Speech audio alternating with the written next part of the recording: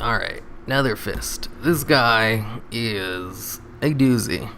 Not because of Netherfist himself, but because of this stupid tree python. He's so annoying. Because the thing is with these new pets, they always use fel corruption, which basically turns like their back two pets into legendary pets themselves. Kind of. They do 50% more damage, and they take 50% less damage, so it's a really annoying debuff. For Netherfist, what I like to do is I just use Unborn Valk. I use her Siphon Life, Haunt, and then I go into my Ankle Render, since he has this nice type advantage against his Crush ability, where he'll actually be able to survive. The only reason you don't see Ankle Render as much is because they're squishy, but he does fine against this guy. He can survive. As long as he doesn't get crit in the back row with Fel Corruption, he'll be able to get off the combo, no problem. The only problem is this tree python. So annoying. Anyways, I got lucky and one of his Haymaker missed, so my Unborn Valk's like at full health, so this should be an easy win. Oh, looks like he doesn't have Burrow. Well, that's neat. I love how Leap actually hits for not half bad damage. Okay. So right here I go into Hydraling.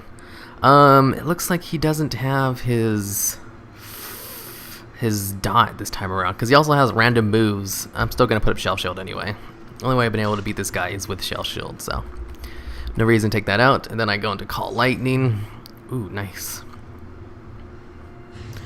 Call Lightning, and then just spam 1 until he's dead. I'm taking very reduced damage right now. He's also taking reduced damage too. Come on, Hydraling, we've got this.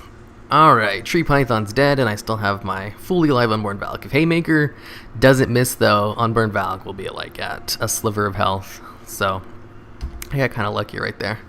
I'm gonna die. Yeah, Shell Shield's gone, and this liftoff is gonna kill me.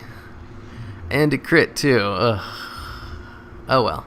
I still got one more turn of Lightning Storm, so I can set up a Siphon Life, which will do a little bit extra damage thanks to the little thing, but it doesn't really matter. I got a fully alive Unborn Valk, because sometimes when you go against Waterfly, it won't use its liftoff, or sometimes it takes a little bit longer to kill the Tree Python, so you'll be able to get up Shell Shield again. So the Hydraling can take out the Waterfly too, as well as the Tree Python.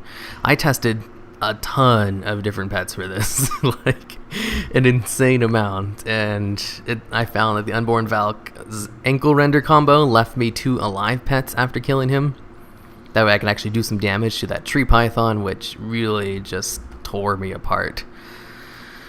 So yeah, looks like I didn't get anything good from this bag. Oh well.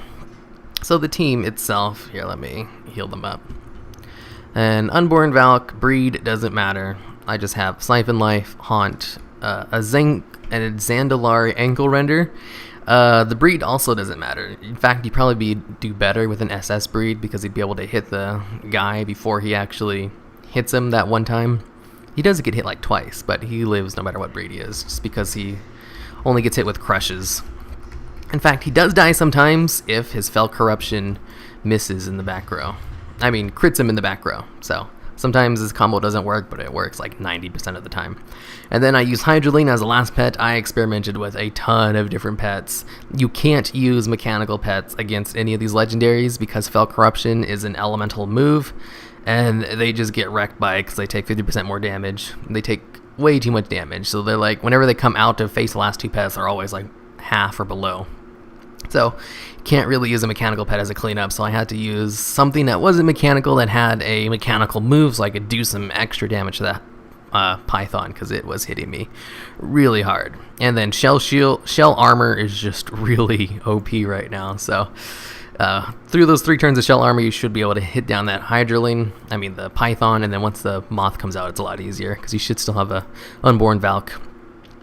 Even if he is, like, I think you might even have a better chance of switching into the Unborn Valk, even if it is at a sliver, just because if he dies to the Moth, after the Hydraling dies, then you won't get the credit, because you don't get credit if he dies, if you beat him during the turn of immunity. So I just stuck with him because my Unborn Valk was at full health since the Haymaker missed, but it doesn't miss all the time, even if it does have a 50% chance to hit.